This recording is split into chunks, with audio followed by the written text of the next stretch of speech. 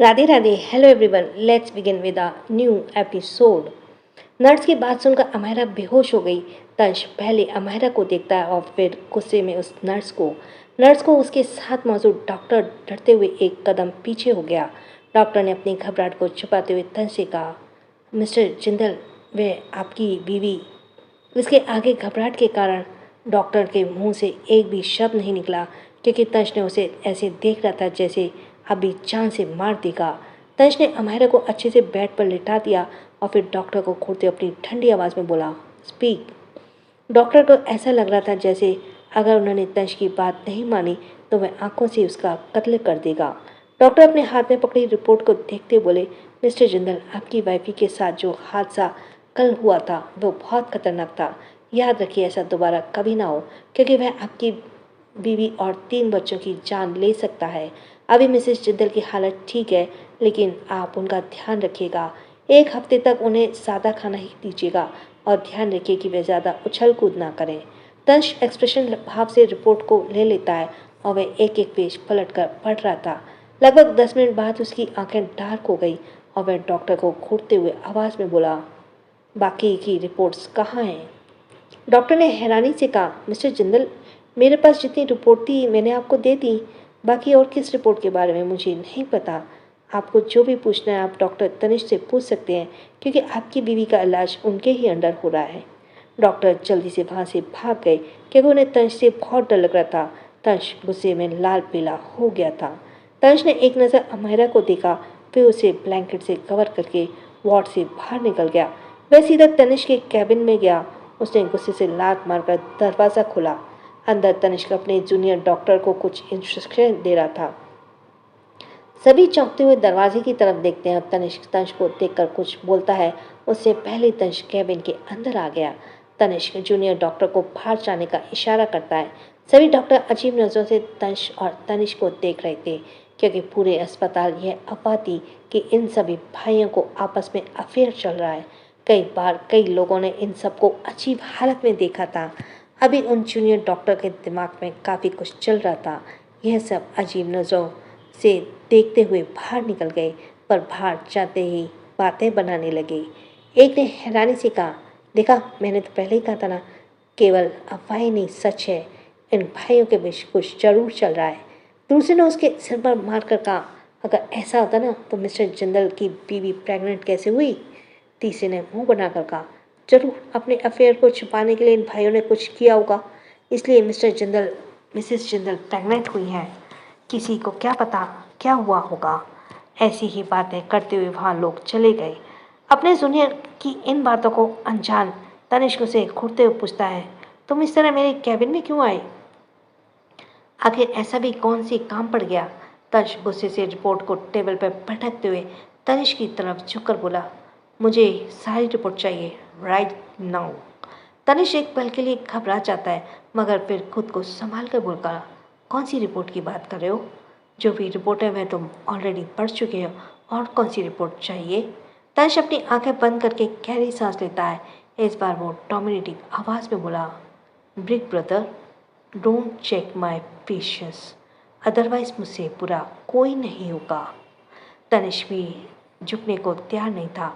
वह अपना हाथ बांधते बोला, मैं डॉक्टर हूँ, मुझे अच्छे से पता है कि मुझे क्या करना है क्या नहीं। अपनी ये धमकियाँ अपने पास रखो।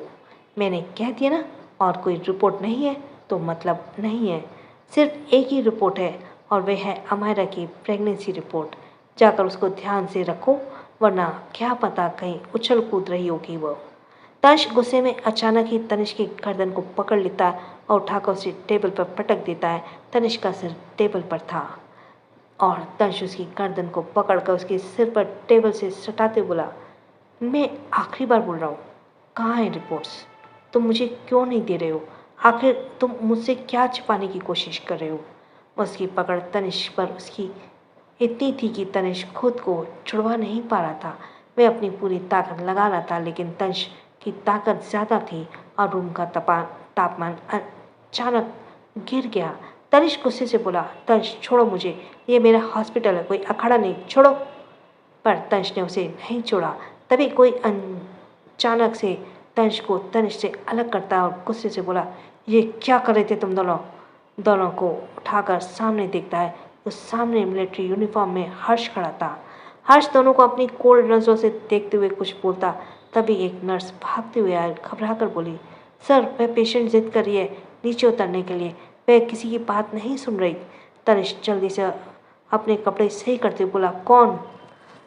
नर्स ने थोड़ा अजीब लगा, मगर फिर वह जल्दी से बोली, मिसेस जिंदल। यह सुनकर तनिष्क अपने दांत पीस लेता है। वही वार्ड में हमारा अभी भी शौक थी कि वह प्रेग्नेंट है और वह जबरदस्ती बेड पर नीचे उतरने की कोशिश करती है। उसने अपने पेट पर हाथ रखा और हैरानी से कहा, मेरा पेट इतना ज़्यादा स्लिम है, क्या इसमें 3 बच्चे हैं? ज़रूर यह डॉक्टर अंधे हो गए और मैं चाहकर थोड़ा ना हूँ जो इतने बच्चे पैदा करूँगी। मैं कोई जानवर थोड़ी हूँ जो इतने बच्चे पैदा करूँगी। वह मुंह बनाते हुए जैसे ही एक कदम आगे चलती है, उसके मुंह से एक आह निकल जाती है। उसे अपने पेट में तेज दर्द महसूस हुआ और वह गिरने वाली थी, पर तभी 2 मजबूत हाथों ने उसे पकड़ लिया। अमायरा के नाक से जैसे ही एक जानी पहचानी खुशबू आई, वह डर गई। उसने डरते हुए मन में कहा, आ गया साइको, गई भैंस पानी में। कहते हुए वह क्यूट सा चेहरा बनाकर तंश को देखती है। तंश डरावनी आवाज में बोला, कहाँ जा रही हो इस वक्त और इस हालत में? अमायरा अपने घबराहट को छिपाकर दांत दिखाते हुए बोली, तुम्हारे बच्चे थोड़े बोर हो रहे थे, इन्हें ठहरने के लिए ले जा रही हूँ। बेचारे मेरे छोटे से पेट में एडजस्ट नहीं हो पा रहे हैं। उसके भाने को सुनकर तंश उसे घूरते बोला, शट अप और चुपचाप यहाँ पर बैठो। वह अमायरा को कमर को पकड़कर उसे वापस बेड पर बैठा देता है। अमायरा काफ़ी ज़्यादा बोर हो रही थी। वह मुंह बनाकर बोली, मुझे बाहर घूमने जाना है, अब मुझे और नहीं बैठना। वह फिर से उतरने की कोशिश करती है, पर तभी तंश उसे दोबारा बैठते हुए गुस्से से बोला, मुझे गुस्सा मत दिलाओ, मैं ऑलरेडी बहुत गुस्से में हूँ। हमारा पहले उसे ऊपर से नीचे तक देखती है और फिर दोबारा अपने पेट को देखते हुए हकला कर बोली, वैसे तुम इतने छोटे से हो, तुमने मुझे प्रेग्नेंट कैसे कर दिया, वह भी 3 बच्चों के साथ। अब तुम मेरे सामने मत आना, वरना मेरे बच्चे भी गुस्सा करने लग जाएंगे। वो छोड़ो, मैंने तुम्हें बाप बना दिया, अवार्ड के तौर पर मुझे पेपर में पास कर दो। तंश से इग्नोर करते हुए तनिष्क से पूछता है, क्या ये बच्चा क्या 1 महीने में बाहर आ सकता है? कितना टाइम लगेगा? सभी उसे अजीब नजरों से देखते हैं। हमारा उसके हाथ पर मारते बोली, मैं कोई नागिन नजर आ रही हूँ क्या जो 1 महीने में बच्चों को पैदा कर दूंगी? तंश सीधे से सवाल करता है, तो कितना वक्त लगेगा? तनिष्क हाथ बांधते हुए बोला, लगभग 8 से 9 महीने तक लगेंगे। उसने जैसे ही कहा, तंश गुस्से से बगल वाली टेबल पर हाथ मारते बोला, इतना टाइम वेस्ट क्यों? क्या इन्हें टाइम की वैल्यू नहीं पता? क्या 9 महीने तक वे सभी मेरी वाइफी के पास रहेंगे? मैं इन्हें टॉलरेट नहीं कर सकता। सभी अजीब नज़रों से तंश को देख रहे थे, क्योंकि वह पागलों जैसे बात कर रहा था। तभी हर्ष के पास एक कॉल आता है और हर्ष वार्ड से बाहर चला जाता है। उसने देखा कॉरिडोर में कोई नहीं है, तो वह कॉल रिसीव करने जैसे ही कान पर लगाता है, दूसरी तरफ से किसी की कड़क आवाज़ सुनाई देती है, मेजर जनरल हर्षवर्धन जिंदल, आपके लिए एक मिशन है। एक कॉलेज है, वहाँ पर कुछ टेररिस्ट हैं जिन्होंने पूरे कॉलेज को ड्रग्स फैलाने का मिशन लिया है। आपको उस कॉलेज के जाकर उस सबको पकड़ना है। यह सुनकर हर्ष कड़क आवाज़ में बोला, यस सर। कुछ देर तक बात करने के बाद हर्ष कॉल कट कर देता और खुद से कहा, ये तो अमायरा का कॉलेज है। वह बाहर हो रही बारिश की तरफ देखने लगा और कुछ सोचने लगा।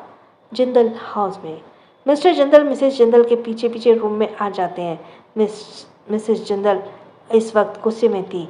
मिस्टर जिंदल उन्हें समझाते बोले, मेरी बात सुनो, जैसा तुम सोच रहे हो वैसा कुछ भी नहीं है। मिसेस जिंदल गुस्से में बोली, आप सब मेरे बेटे को ज़िंदगी बर्बाद कर रहे हैं। आप कह रहे हैं कि जैसा मैं सोच रही हूँ वैसा कुछ नहीं है। अम्मू और तंश दोनों शादीशुदा हैं। अगर आपने कुछ भी किया तो दोनों के साथ, तो मैं इस बार ये घर से चली जाऊँगी, हमेशा हमेशा के लिए। मिस्टर जिंदल स्पीचलेस रह गए और वे उन्हें समझाते बोले, पर मेरी बात तो सुनो। मिसेस जिंदल बेड पर बैठते हुए हाथ बांधकर बोली, मुझे नहीं पता अमायरा इस्माइली की माँ कैसी है, पर आप लोग अमायरा को हर्ष के साथ नहीं जोड़ सकते। सबसे बड़ी बात, अमायरा इस्माइली को अपनी बेटी जैसी मानती है। वह वैसे भी उसका ध्यान रख रही है और इन सब की तो इस्माइली को ध्यान रखते हैं। हम सब भी तो उसका ध्यान रखते हैं, फिर भी आप लोग मेरे बच्चों के पीछे पड़े हैं। अगर आपने अपने दिमाग से शादी का ख्याल नहीं निकाला तो मैं तंश को जाकर सब कुछ बता दूंगी और उसके साथ उसके घर पर रहूंगी, कभी वापस नहीं आऊंगी। मिस्टर जिंदल को धमकी देने के बाद मिसेस जिंदल वहाँ से चली गई। मिस्टर जिंदल अपने सर पर मसलते हुए केवल उन्हें देखते रह गए, क्योंकि चाहे जो हो जाए वह मिसेस जिंदल को कहीं जाने नहीं दे सकते थे। मिस्टर जिंदल को समझ नहीं आ रहा था कि अब वह क्या करें। वहीं दूसरी तरफ पिया को तो पता चल गया था कि आजकल केवल और मनीषा कुछ ज़्यादा ही मिल रहे हैं, जिस कारण वह बहुत परेशान थी। वह अपने रूम में खिड़की पर बैठी थी और बाहर हो रही बारिश को देख रही थी। नहीं, ऐसा नहीं हो सकता। बहुत मुश्किल से सालों पहले मैंने इन दोनों के बीच गलतफहमी पैदा की थी ताकि मैं केवल को पा सकूं, लेकिन अगर यह लोग इसी तरह मिलते रहे तो कहीं की गलतफहमी क्लियर ना हो जाए। अगर उन दोनों को एक हो गए तो मैं क्या करूँगी। घबराहट से वह अपने कॉफ़ी के कप पर अपनी पकड़ कस लेती है। तभी उसके दिमाग में एक कुछ आया और वह खुश होकर बोली, जैसे पहले मैंने तंज का इस्तेमाल किया था ना, वैसे इस बार भी करूँगी।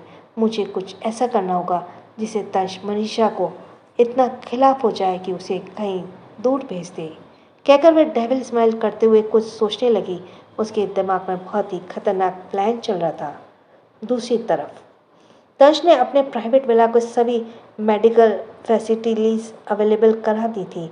उसे जैसे ही पता चला कि हॉस्पिटल में कोई उन पर नज़र रख रहा है, वह जल्दी से अमायरा को डिस्चार्ज करवा कर घर लेकर आ जाता है। जय स्माइली को लेकर आ जाता है। अमायरा इस वक्त अपने रूम में लेटी थी। वह अभी भी अपने पेट को देख रही थी। तभी स्माइली भागते हुए आया और बेड पर चढ़कर उसके ऊपर कूदने वाली थी, मगर कोई उसे टॉप से पकड़कर हवा में लटका देता है। स्माइली अमायरा दोनों हैरान से देखती हैं तो तंज ने स्माइली को पकड़कर हवा में लटकाया हुआ था। स्माइली मुंह फुलाते हुए बोली, डैडी नंबर खोल, स्माइली को छोड़िए, मम्मा ने पास जाना है। मम्मा के तंज से घूरते बोला, चुपचाप आराम से बैठना वरना मैं तुम्हें जिंदल हाउस छोड़ाऊंगा और मेरी वाइफी से ज़्यादा करीब मत जाना। अमायरा स्माइली का हाथ पकड़ते बोली, कितना जल रहे हो, मेरे तीनों बच्चे को आने दो, फिर तुम्हें मैं सोफे पर सुलाऊंगी। तंश उसे गुस्से से देखते बोला, वह तो वक्त बताएगा। इतना कहते ही तंश आसपास कुछ ढूंढने लगता है और स्माइली और अमायरा एक दूसरे के गले लगकर बैठी थी। स्माइली अमायरा के पेट पर हाथ रखकर एक्साइटेड होकर बोली, कुल मम्मा, क्या सच्ची में बेबी आने वाला है? डैडी नंबर 3 ने बताया। एक्साइटमेंट में वह बेड पर उछलने लगी थी।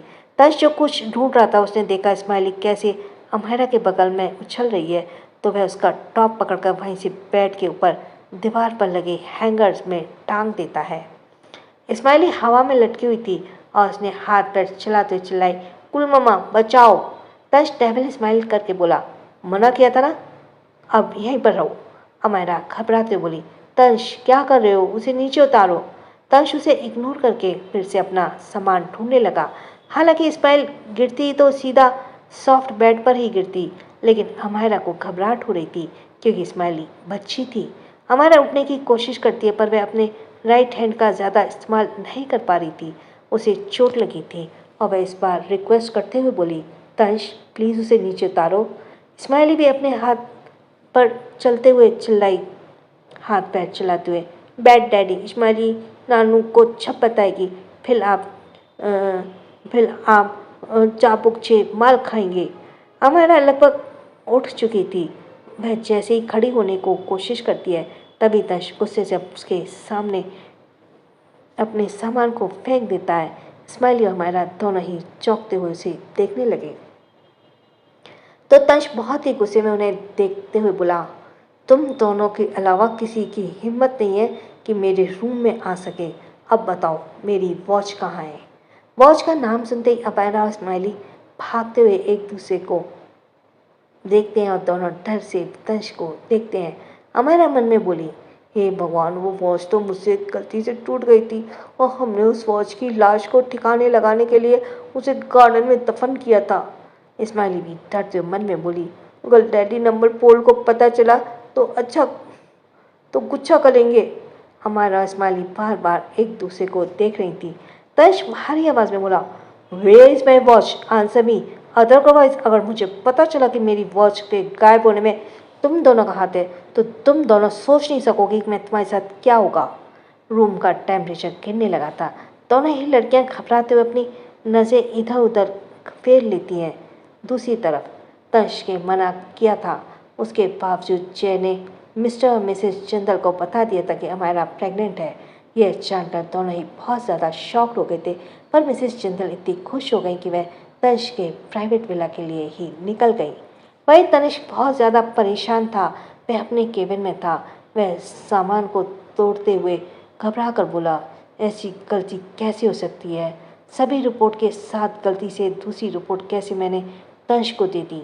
अगर उसने उस रिपोर्ट को पढ़ ली तो उसे पता चल जाएगा कि हमारा सालों पहले एक बार प्रेग्नेंट हो चुकी है। अगर वह तंश को पता चला तो वह बहुत गुस्सा करेगा। वह कभी भी ऐसी चीज़ों को एक्सेप्ट नहीं करता जो किसी ने इस्तेमाल किया हो। और यहाँ तो हमारा एक बार प्रेग्नेंट हो चुकी है। यह जानकर दोनों के बीच गलतफहमियाँ पैदा हो जाएंगी और दोनों एक दूसरे से दूर हो जाएंगे। मुझे कैसे भी करके तंश के घर जाकर उस फाइल को वापस लाना होगा। इतना कहकर वह खुद को शांत करता है और चाबी उठाकर जल्दी से निकल जाता है। दूसरी तरफ पिया तंश के प्राइवेट विला पहुंच गई थी। पिया कई सारे आर्मी केसेस को तंज से डिस्कस करती थी, इसलिए दोनों हमेशा स्टडी रूम में मिलते थे। आज भी पिया स्टडी रूम में थी और वह इधर उधर देख रही थी। तभी उसकी नज़र अमायरा के कुछ रिपोर्ट्स पर गई तो वह उठकर एक फाइल को उठाकर उसे देखने लगी। वहीं तंज के रूम में माहौल बहुत ही ज़्यादा डरावना हो गया था। तंज के हाथ में कैंची थी और वह उसे धीरे धीरे हिलाते हुए सामने रखी अलमारी और स्माइली के फेवरेट ड्रेस के साथ साथ हमारे के कुछ प्रॉपर्टी के पेपर्स और कार्ड भी थे, वो उसे घूर रहा था। क्योंकि तंश को पता था कि अमायरा को अपने प्रॉपर्टी और कार्ड बहुत प्यारे हैं। वह एक गोल्डन कार्ड उठाता है और कैंची दिखाते हुए डेविल स्माइल करके बोलता है, लास्ट ऑप्शन, अगर तुमने मुंह से आवाज़ नहीं निकली तो मैं धीरे धीरे तुम्हारे इन सभी प्रॉपर्टी पेपर्स को मर्डर कर दूंगा। हमारा के बर्दाश्त नहीं हो रहा था कि उसकी सभी मेहनत की कमाई इस तरह बर्बाद हो रही है। उसे लगभग हार्ट अटैक ही आने वाला था। वह एकदम से चीखते बोली, वो टूट गई, वो टूट गई। यह सुनकर तंश साक्षात यमराज पर लगने लगा, क्योंकि उसे उस वॉच से बहुत लगाव था। वह कैंची पर अपनी पकड़ कसते हुए अमायरा को ऐसे देखता है जैसे उसका मर्डर कर देगा। तंश गुस्से से अमायरा और स्माइली को देख रहा था। रूम में टेम्परेचर अचानक बढ़ने लगा। हर्ष के चेहरे पे कोई एक्सप्रेशन नहीं था और उसका गुस्सा उसकी आंखों में ही झलक रहा था। अमायरा हकलाते हुए बोली, हाँ, हमने कुछ भी जानबूझकर नहीं किया, सब गलती से हो गया था। मैं सच कह रही हूँ, क्या तुम चाहते हो मैं कसम खाऊं तुम्हारी? तंश ने उसे घूर देखा जो उसकी झूठी कसम खाने को तैयार थी। तंश आगे बढ़ते हुए अपना एक हाथ अमायरा के किनारे रखता है और दूसरी आंखों में उसकी आंखें डालकर गहरी आवाज़ में सवाल करता है, कहाँ है मेरी वॉच? अमायरा घबराते पीछे की तरफ होकर जवाब देती है, अभी तो बताया, टूट गई। तंश उसकी तरफ और झुकते हुए दांत पीसकर बोला, कहाँ है? अमायरा स्माइली की तरफ देखती है और उसके बाद तंश स्माइली को नीचे उतार देता है। स्माइली जल्दी से अमायरा के गले लग जाती है। अमायरा जल्दी से स्माइली की पीठ को सहलाते हुए बोली, मेरे बच्चे को डरा दिया, मैं नहीं बताऊंगी अब। वह स्माइली को किस करने के लिए नीचे झुकी हुई थी कि तभी तंश वापस से स्माइली के टी शर्ट को पकड़ लेता है और ठीक है, मैं इसे दोबारा टांग देता हूँ। याद रखना, कोई भी इसे बचाने के लिए रूम में नहीं आ पाएगा। यह कहकर अमायरा गुस्से से तंश को देख दिया और उसे यकीन था कि वो ऐसा कर सकता है। अमायरा कस के स्माइली को पकड़ते हुए रोनी आवाज़ में बोली, उसके लिए नीचे जाना पड़ेगा, पर तुम गुस्सा नहीं करोगे, वादा करो। कहकर वह अपने हाथ आगे कर देती है। तंश घूमते हुए आईब्रो ऊपर करते हुए बोला, यह तुम्हारे काम पर डिपेंड करता है कि मैं गुस्सा करूँगा या नहीं। हमारा जल्दी से उसके हाथ को पकड़कर बोली, नहीं, तुम गुस्सा नहीं करोगे, वादा करो, तभी मैं बताऊंगी। तंश अपना हाथ छुड़ा लेता है। अमायरा चल नहीं सकती थी ठीक से, इसलिए तंश उसे गोद में उठा लेता है। अमायरा के साथ उसकी गोद में स्माइली भी थी। अमायरा जल्दी से उसके कान में कुछ कहती है। स्माइली अपनी पलकें झपका देती है। उसके इशारे से तंश समझ रहा था, पर वह कुछ नहीं बोला। जैसे ही तंश नीचे आया, उसने जय, तनिष्क, मिस्टर जिंदल और मिसेस जिंदल नजर आए। तभी विश्वास भी अंदर आ जाता है। उसके और तनिष्क के कपड़े भी कुछ पानी की बूंदें थी, जिसे पता चल रहा था कि वे थोड़े भीग गए थे। अमायरा तिरछी नजरों से तंश को देखते हुए बोली, इस्माइली को यहीं छोड़ दो, मैं तुम्हें बताती हूँ वह कहाँ है। इस्माइली को कुछ नहीं पता। तंश डेविल स्माइल करके बोला, do you think I am crazy? Amaira मुंह बनाते हुए उसे बाहर की तरफ इशारा करती है। बाहर बहुत तेज बारिश हुई थी। तंश उसे आंखें छोटी करके देखता है तो अमायरा अपने होठों को दोबारा बोली, वे गार्डन में है। सभी कंफ्यूज थे कि तंश और अमायरा किस बारे में बात कर रहे हैं। तंश इस बार कंफ्यूज आवाज में बोला, you broke my watch, how could be in the garden and now you are sure he is in the garden? Smiley Jay की तरफ अपने हाथ को ऊपर कर देती है। जय जल्दी से आकर उसे गोद में उठा लेता है। स्माइली उसे चिपक कर बोली, डैडी नंबर 3, आप बेल्ट दीजिए ना। जय हैरानी से पूछता है, बेल्ट? उसका तुम क्या करोगी? स्माइली तंश को तिरछी नजरों से देखकर जिद करते हुए बोली, दीजिए ना। वह जय की शर्ट को पकड़कर खींचने लगी। परेशान होकर जय ने अपनी बेल्ट दे दी। यह देखना चाहता था कि स्माइली बेल्ट की आखिर क्या करती है। स्माइली बेल्ट को पीछे छुपाकर तंश को देखने लगी। तंश अपनी डरावनी नजरों से अमायरा को देखकर इस बार कठोर आवाज में बोला, आंसर बी, डैम इट। तंश के गुस्से से तो पता चल ही रहा था कि वह घड़ी उसके लिए बहुत कीमती थी। अमायरा घबराकर गार्डन की तरफ इशारा करके बोली, वे टूट गई थी, तुम हमें डांटते इसलिए मैंने गार्डन में दफना दिया। वह वहीं होगी जहाँ पर मैंने रेड कलर का गमला रखा हुआ है, और तुम उसे इस तरीके से नहीं डांट सकते हो। मैं बीमार हूँ, मुझे रोना आ रहा है, और स्माइली ने कुछ नहीं किया, जो किया मैंने किया। तंश अपनी गुस्से भरी नज़रों से स्माइली को देखकर अमायरा से बहुत गुस्से में बोला, जब वॉच टूट जाती तो उसे बनवाया भी जा सकता है। क्या दिमाग तुम्हारे घुटनों में था जो तुमने ऐसी हरकत की? क्या तुम्हें पता है वह वॉच मेरे लिए बहुत कीमती है? सभी को अब मैटर समझ आ गया था, क्योंकि तनिष्क के लिए सिर्फ एक ही वॉच मैटर करती थी जो मिसेस जिंदल ने उसे दी थी। वह आखिरी गिफ्ट था जो तंश ने उनसे लिया था। मिसेस जिंदल का दिल पिघल गया। उन्होंने नहीं लगा था कि उसके लिए वॉच को तंश ने आज तक संभाल कर रखा था, लेकिन फिर वह उसे प्यार से समझाते बोली, तंश वह एक वॉच थी, क्या मेरे अम्मू को डांट रहे हो? वह बस डर गई थी तुम्हारे गुस्से से।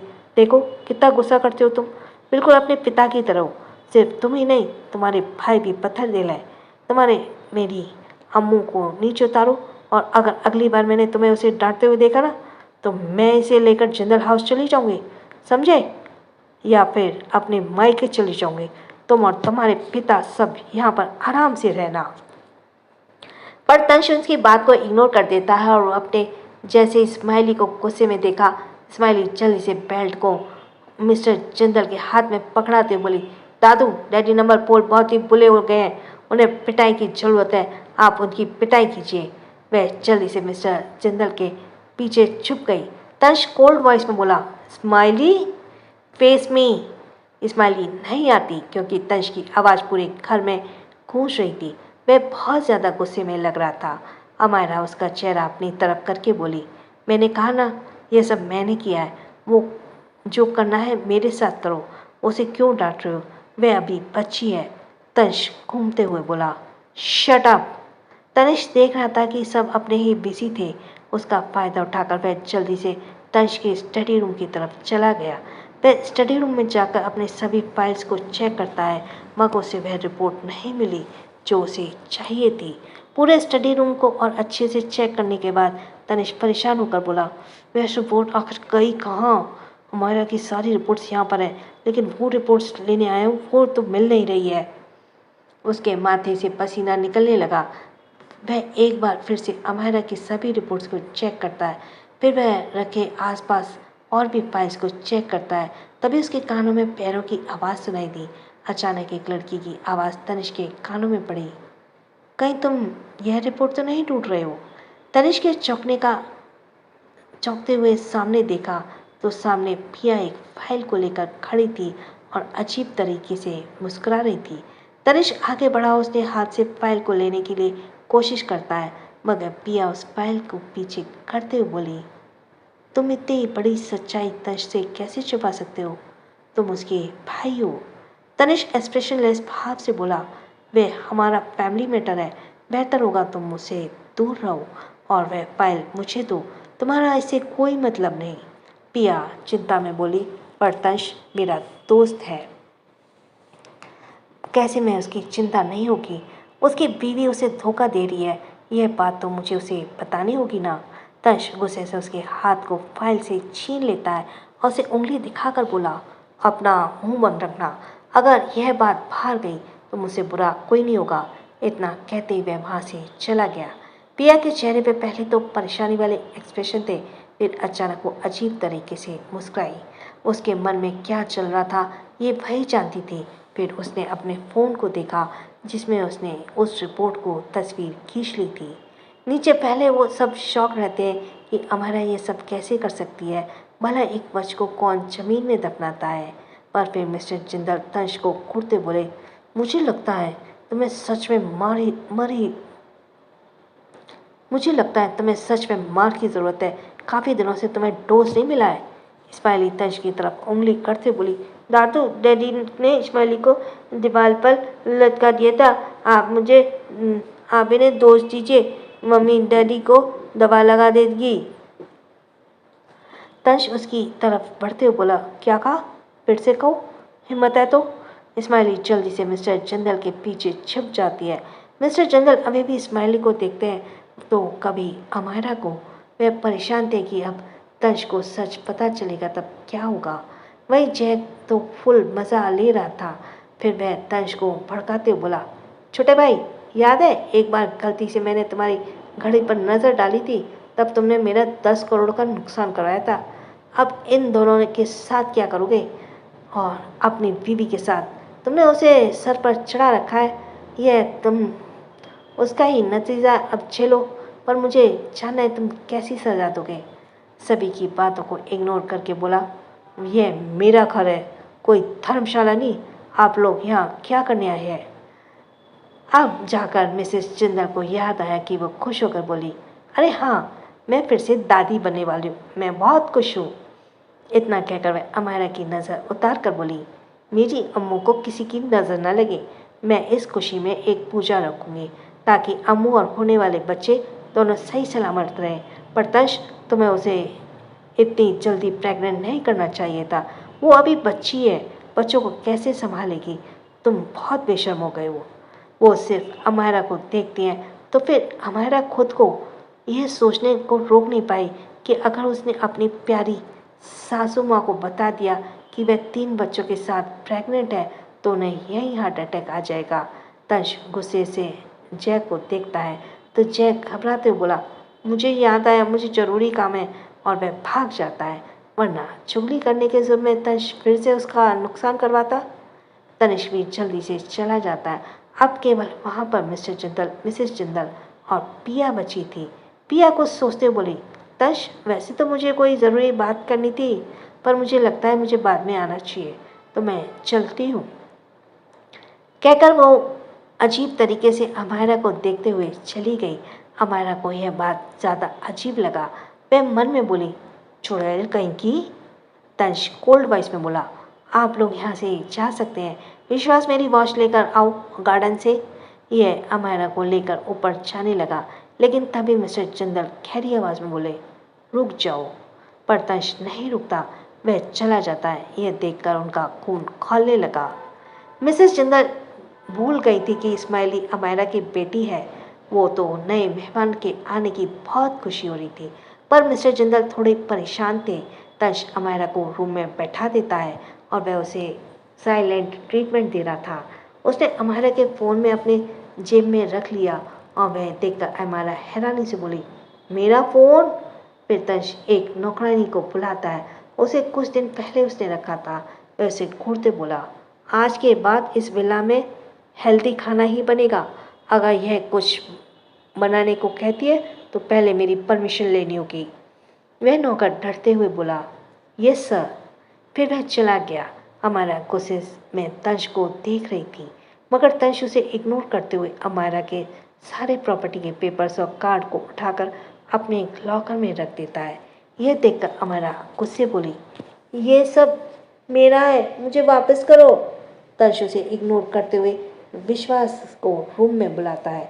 विश्वास घबराते हुए तंश के सामने खड़ा था तो तंश एक्सप्रेशनलेस भाव में बोला, रायचंद कॉरपोरेशन के 15% शेयर्स अभी मुझे ट्रांसफ़र करो, चाहे जो करना पड़े वह करो। पूरे 1 घंटे यह काम पूरा हो जाना चाहिए। इतना कहते ही उसकी नज़र स्माइली पर पड़ी जो दरवाजे के पास ही खड़ी थी। तंश डेविल स्माइल करके बोला, स्माइली के लिए एक ट्विटर हायर करो, टीचर होगा जो उसे पूरे 5 घंटे घर में पढ़ाएगा। उसके साथ ही उसे रोज़ सुबह 5 बजे जॉगिंग के साथ एक्सरसाइज भी करानी होगी। उन दोनों का ही बाहर का खाना बंद।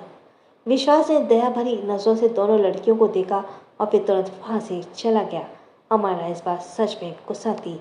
वह एक पिलो उठाकर तंश के ऊपर फेंक कर बोली, मेरी फैमिली को क्यों बीच में ला रहे हो? उन्होंने तुम्हारा क्या बिगाड़ा है? एक वॉच ही तो थी, तो इतना गुस्सा किस बात का? तुम मेरे डैडी की कंपनी इस तरह बर्बाद नहीं कर सकते। अभी विश्वास को बोलकर कि तुम शेयर नहीं लोगे और स्माइली बच्ची है, 5 घंटे कैसे पड़ेगी? सुबह 5 बजे वह कैसे उठकर मॉर्निंग एक्सरसाइज करेगी? तंश डेविल स्माइल करके बोला, जब तुम ठीक हो जाओगी तब तुम्हें भी यही करना पड़ेगा। यह मेरा आखिरी डिसीजन है। तंश अपना डिसीजन सुनाने के बाद स्टडी रूम में चला जाता है। हमारा गुस्सा थी, स्माइली भी बहुत गुस्सा थी। 5 घंटे पढ़ने के नाम से ही उसे रोना आ रहा था, क्योंकि किंडरगार्टन में ही वह पूरे 6 घंटे रहती थी। हमारे तंश से बहुत गुस्सा थी और वह और स्माइली पूरे बेड फैलाकर और घोड़े बेचकर आराम से सो गई।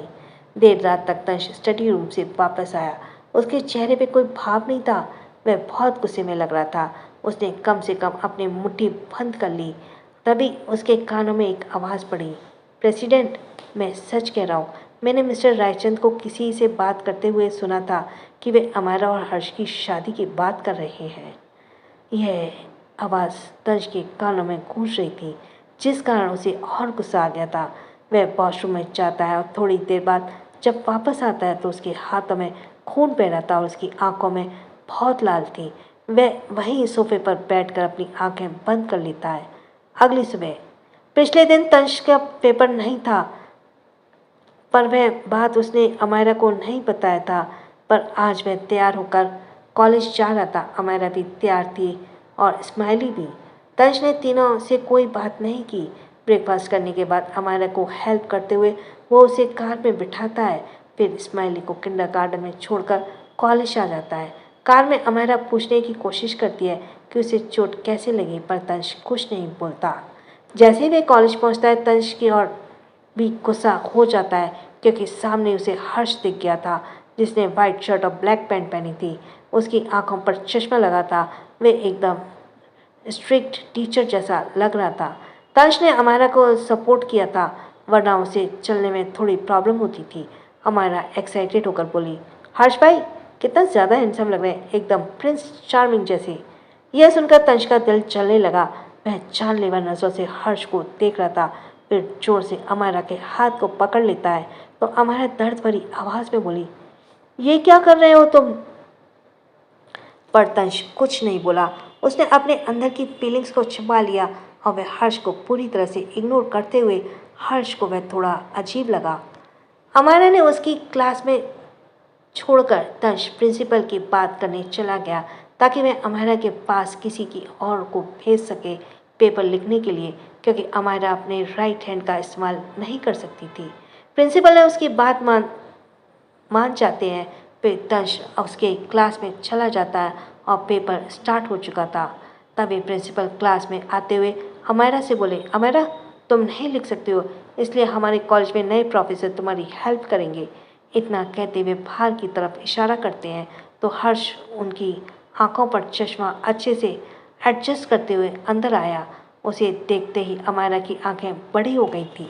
वहीं क्लास में बाकी लड़कियां तो हर्ष के हैंडसम से चेहरे को देखकर उस पर फ्लैट हो रही थी। हर्ष ऐसे रिएक्ट कर रहा था जैसे वह अमायरा को जानता ही ना हो। प्रिंसिपल के जाने के बाद सभी लड़कियां हर्ष को देख रही थी। हर्ष अमायरा से के सीट पर बैठ गया।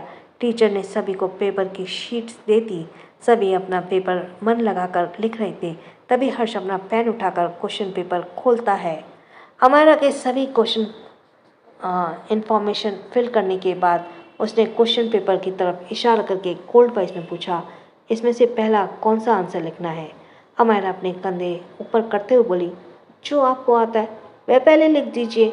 ये सुनकर हर्ष उसे पहले तो कूटा मगर फिर आराम से बोला, तुम पहले कौन सा लिखना चाहती हो?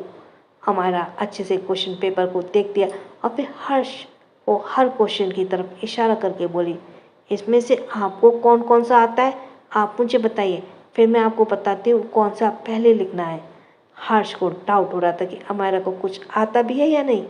वह इस बार कोल्ड वॉइस में बोला, क्या तुम्हें कुछ आता है? क्या तुमने पेपर की तैयारी की है?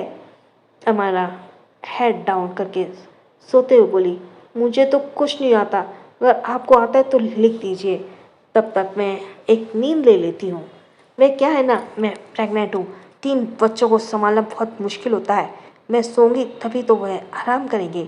यह सुनकर हर्ष काफ़ी अमायरा को देखता है कि तभी क्वेश्चन पेपर को उसे ऐसे लग रहा था जैसे वो भी पेपर देने आया हो। वहीं तश 1 घंटे में ही अपना पेपर ख़त्म कर लेता है। वह अमायरा की क्लास की तरफ आ जाता है। तभी उसने विंडो से अमायरा और हर्ष को एक साथ बैठे देखा तो ये देखकर उसके दिल में एक अजीब सा दर्द उठा। उसकी आंखें लाल होने लगी। वह गुस्से से चला जाता है। पेपर के बाद जब अमायरा कॉलेज से बाहर आई तो तंश उसे कहीं नहीं दिखा। वो थोड़ी परेशान हो गई क्योंकि तंश काफ़ी खराब मूड में था। अमायरा अपना फ़ोन निकालकर तंश को कॉल करने की वाली थी कि तभी उसके पास जय आता है। अमायरा जय को देखकर मुंह बना देती है। जय अपनी आंखें छोटी करके बोला, आखिर अम्मू सिस, मैंने तुम्हारा बिगाड़ा क्या है जो तुम्हें मुझे देखकर मुंह बना रही हो? अगर तुमने ऐसा ही किया तो मैं तुम्हें अपने साथ घर लेकर नहीं जाऊँगा। अमायरा अजीब सा मुंह बनाकर बोली, आपको क्या लगता है मैं जा नहीं सकती या मैं अपाहिज हो गई हूँ और मैं बहुत गुस्से में हूँ? कहकर वह दोबारा अपने फ़ोन को तंश का नंबर डायल करने लगी। तभी जय उसका फ़ोन छीन कर बोला, वह किसी मीटिंग के लिए गया है, उसने तुम्हारी जिम्मेदारी मुझे दी है, इसलिए तुम्हें मेरी सारी बात माननी होगी। कहकर वह उसने बालों में हाथ फेरता है जैसे कि वो कोई राजा हो। अमायरा हंसते हुए बोली, मैं भला क्यों किसी की बात मानूंगी और वह कैसे मुझे छोड़कर जा सकता है? मुझे उसे कॉल करना है। वह फ़ोन फिर से जय से छीन लेती है। तब तक ड्राइवर कार लेकर आ चुका था। जय ज़बरदस्ती अमायरा को कार में बैठा देता है, फिर खुद बैठ जाता है और वो लोग वहाँ से निकल जाते हैं। उनके कार से निकलते ही एक कार जो पेड़ के नीचे खड़ी थी तश पैसेंजर सीट पर बैठता है और वह गहरी नज़र से उन्हें जाते हुए देख रहा था। उसकी आंखें बंद हो जाती हैं। कार का माहौल बहुत ही ज़्यादा डरावना था। विश्वास जल्दी से कार को स्टार्ट कर देता है। विश्वास के माथे से पसीना निकल रहा था। उसे बहुत डर लग रहा था तश से। अमायरा जैसे ही तंश के विला पहुंचती है वह रूम में चली जाती है। अमायरा किसी तरह अपने कपड़े चेंज करके एक हल्की सी मिडी पहन लेती है। उसे नौकरानी से मदद लेने में शर्म आ रही थी, इसलिए उसने खुद ही पहन लिया, पर उसके हाथ में बहुत दर्द हो रहा था। वह जैसे ही बेड पर बैठी उसका फ़ोन बजने लगा। अमायरा देखती है तो उसका फ़ोन अननोन नंबर था। पहले तो वो उसे इग्नोर करती है, पर जब दोबारा कॉल आता है तो वह कॉल रिसीव करके अपने कान पर लगा लेती है। अमायरा चुप थी। तभी दूसरी तरफ से एक लड़की की मीठी सी आवाज़ अमायरा के कानों में पड़ी, अमायरा मुझे तुमसे एक बात करनी है, क्या तुम मुझे केवल का नंबर दे सकती हो? मेरे पास उसका नंबर नहीं है। पिया की आवाज़ सुनकर अमायरा का चेहरा गुस्से से भर गया, मगर फिर वह अमायरा से मना करते बोली, नहीं मैं नहीं दे सकती। पिया को उम्मीद नहीं थी कि अमायरा उसे डायरेक्ट मना कर देगी। उसने मुस्कुराते हुए कहा, अमायरा मैं तुम्हारी होने वाली भाभी हूँ, क्या तुम्हें मुझे अच्छे से बात नहीं करनी चाहिए? और मैं तंश की भी दोस्त हूँ। वह छोड़ो, क्या तुम केवल से पूछ सकती हो कि हम शादी कब कर रहे हैं? एंगेजमेंट को कितना वक्त हो गया है? इस बार पिया की आवाज़ में बेचैनी थी। पिया को लग रहा था कि अमायरा को नहीं पता कि पास्ट में केवल और मनीषा का क्या रिलेशन था। उसे बस इतना पता था कि अमायरा को उसके और केवल के बारे में पता है, लेकिन अमायरा ये सब कुछ पता लगा लिया था क्योंकि श्रेष्ठ ने उसे हर चीज़ के बारे में चुगली कर दी थी। अमायरा हल्का सा मुस्कुराई और बेड से हेडरेस्ट टेक लेकर बैठते हुए मुस्कुरा कर बोली, पर शादी तो तुम दोनों की है ना, इसे मेरा क्या लेना देना? तुम्हें नहीं लगता तुम्हें ये सवाल केवल से करना चाहिए? पिया दांत पीस कर बोली, पर तुम उसकी बहन हो और आजकल मैं उससे नहीं मिल पा रही हूँ। अगर तुम उससे बात कहोगी तो वो आज ही शादी कर लेगा। अमायरा सपाट लहजे में मना करते बोली, नहीं, यह उसकी लाइफ है, मैं उसमें कुछ नहीं कर सकती। बेहतर होगा तुम लोग अपने मामले खुद समझाओ। अगर कुछ और नहीं तो मैं कॉल कट कर देती हूँ। इतना कहते ही उसने कॉल कट कर दिया। वहीं दूसरी तरफ पिया कुछ कहना चाहती थी, मगर जब उसने कॉल कट कर दिया होने की आवाज़ सुनी तो वह गुस्से में दांत पीसते हुए बोली, पिया अपने बेड पर बैठते हुए गुस्से से बोली, अमायरा, अगर तुम चाहती हो केवल मुझसे अभी शादी कर लेता। कितना वक्त हो गया है, हर बार वह शादी को टाल देता है पर मुझसे शादी नहीं करता। ऊपर से वह मनीषा आ गई है। अगर उसे पता चल गया कि मैंने उसके साथ क्या किया है तो बहुत बड़ी प्रॉब्लम हो जाएगी। वो मुझे छोड़ेगी नहीं। मुझे कैसे भी करके केवल से शादी करनी होगी। अगर मैं केवल से साथ खुश नहीं रह सकती तो इस अमायरा को भी खुश रहने का कोई अधिकार नहीं। फिर वह बाहर की तरफ देखती है। बाहर बारिश हो रही थी जो फिर से शुरू हो गई थी। वह बारिश को देखते हुए डेविल स्माइल करते हुए बोली, जैसे ये बारिश रुकने का नाम ही नहीं ले रही। हमारा वैसे ही तुम्हारे आंसू भी नहीं रुकेंगे जब तश तुम्हें छोड़ देंगे। वह अपने फ़ोन में किसकी तस्वीर को देखने लगती है जो उसने खींची थी। वह अमायरा की रिपोर्ट थी। पिया उसे हंसने लगती है। वहीं दूसरी तरफ तश खुद को अपने काम में बिजी कर लेता है, पर सामने उसका लैपटॉप रखा था जिसमें उसके विला की सीसीटीवी फुटेज चल रही थी। वह लगातार अमायरा पर नज़र रखे हुए था। विश्वास घबराते हुए तंश के पास आता है। तंश एक फाइल पढ़ रहा था। तभी विश्वास थोड़ा अटकते बोला, टीजे, मिस्टर रायचंद काफ़ी नाराज़ हैं आपसे। वे आपसे मिलना चाहते हैं क्योंकि आपने उनकी कंपनी के लगभग 25% शेयर अपने नाम कर लिए हैं। वे बाहर हैं और काफ़ी गुस्से में लग रहे हैं और आपसे मिलना चाहते हैं। मगर तंश ने ऐसे रिएक्ट कर दिया जैसे उसे कोई फ़र्क नहीं पड़ रहा हो। आधे घंटे ऐसे ही बीत जाते हैं। फिर वह एक फाइल को साइन करते हुए एक्सप्रेशनलेस भाव में बोला, क्या मैं इतना खाली हूँ? विश्वास थोड़ा हिचकिचा रहा था, मगर फिर वह घबराते हुए नीचे जाता है और उसने वेटिंग एरिया में बैठे मिस्टर रायचंद को देखा और माफ़ी मांगते हुए कहा, I am sorry mister Raichand, लेकिन टीजे बिजी हैं, वे आपसे नहीं मिल सकते। मिस्टर रायचंद भड़कते हुए बोले, ऐसे कैसे नहीं मिल सकता वह? उसकी हिम्मत कैसी मेरी कंपनी के शेयर लेने की? उसने मेरी 2 डील को कैंसिल करवा दिया। क्या उसे पता भी है मुझे कितना नुकसान हुआ है? विश्वास माफ़ी मांगते बोला, आई एम सॉरी सर, मैं इसमें कुछ भी नहीं कर सकता। और हाँ, टीजे ने कहा है अगर आपने हमारा भाभी जी का इस्तेमाल किया या उन्हें कुछ भी बताया तो इस बार वह पूरे 100% के मालिक होंगे। इतना कहते ही विश्वास चला गया। मिस्टर रायचंद अपना आपा खोकर अपनी जगह पर खड़े थे। उन्हें विश्वास नहीं हो रहा था कि एक 23 साल के लड़के ने उनके नाक में दम कर रखा है और वह चाहकर भी कुछ नहीं कर पा रहे। ऊपर से वह उनका खुद का दामाद भी था। मिस्टर रायचंद को जब पता चला था कि टीजे के, तब वह खुश थे, मगर अब उन्हें बहुत गुस्सा आ रहा था। वह दांत पीसते हुए बोले, पता नहीं किस मसनूइस घड़ी में वह मेरा दामाद बना था। अगर मैं वक्त को घुमा सकता तो पीछे जाकर उसकी और अपनी बेटी की शादी रोक देता। कहकर वह गुस्से से चले गए। उन्होंने पहले सोचा था कि वे अमायरा से बात करेंगे, मगर तंश की धमकी के बाद उन्होंने अपने दिमाग में ये आइडिया निकाल दिया। ऐसे ही दिन बीतते चले गए। तंश काफ़ी लेट घर आता और कॉलेज में पेपर देते ही तुरंत चला जाता। वह काफ़ी ज़्यादा बिजी रहने लगा, लेकिन अमायरा को ऐसे लग रहा था वह उसे इग्नोर कर रहा है। इन बीच रोज़ बारिश होती थी। फाइनली सारे एग्ज़ाम खत्म हो चुके थे। तंज पेपर देते ही हर्ष और अमायरा का साथ में बाहर निकलते हुए देखता है और इस वक्त वह बाहर अपनी कार में बैठा था और अपने होठों के बीच सिगरेट दबी थी। अमायरा के सामने पत्थर को नहीं देखा। वह गिरने वाली थी तो तंश ने उसे बचा लिया। तंश ने जैसे ये देखा कि हर्ष ने अमायरा को कमर से पकड़ा तो वह दांत पीसने लगा। अचानक उसकी भारी आवाज़ कांच में गूंजी, अंकिता को बुलाओ। विश्वास हैरानी से बोला, टीजे आप उस अंकिता को बात कर रहे हैं जिसे एक मिशन के दौरान आपने अमेरिका में पाया था, और वह तो बहुत बड़ी क्रिमिनल क्रिम तंश ने उसे गुस्से से कहा तो विश्वास चुप हो गया। तंश के होठों पर एक न दिखने वाली मुस्कुराहट थी, पर उसकी आंखों में बहुत ही खतरनाक इरादे झलक रहे थे। उसे फर्क नहीं पड़ता था सामने कौन है, अगर बात अमायरा की है तो वह कुछ भी करेगा। अमायरा घर पहुंचते ही उदास होकर बैठ गई। उसने सामने तंश की लगी तस्वीर को देखा जिसमें तंश किसी राजा की तरह किंग साइज चेयर पर बैठा था।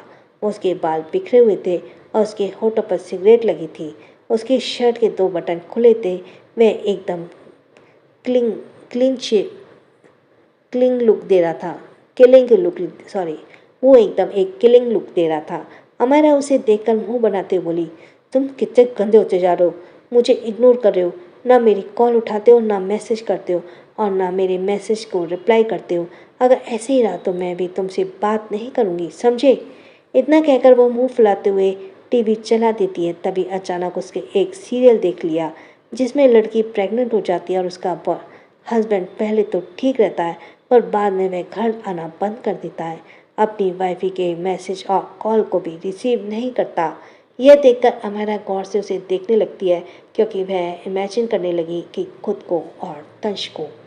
धीरे धीरे उसे सीरियल में दिखाया जाता है कि हस्बैंड अपनी वाइफी के साथ संबंध नहीं बनाना सकता था प्रेगनेंसी के कारण, इसलिए उसका बाहर चक्कर चलने लगा और कभी कभी तो वह घर नहीं आता और कभी कभी लेट नाइट होता और चला जाता था। अमायरा को अब टेंशन होने लगी थी। ना चाहते हुए इसके दिमाग में अजीब से ख्याल आ रहे थे। वह रिमोट को सोफे पर फेंक कर चिल्लाते बोली, कहीं इसका भी तो बाहर कुछ चक्कर नहीं चल रहा है। नहीं नहीं, वह ऐसा नहीं करेगा।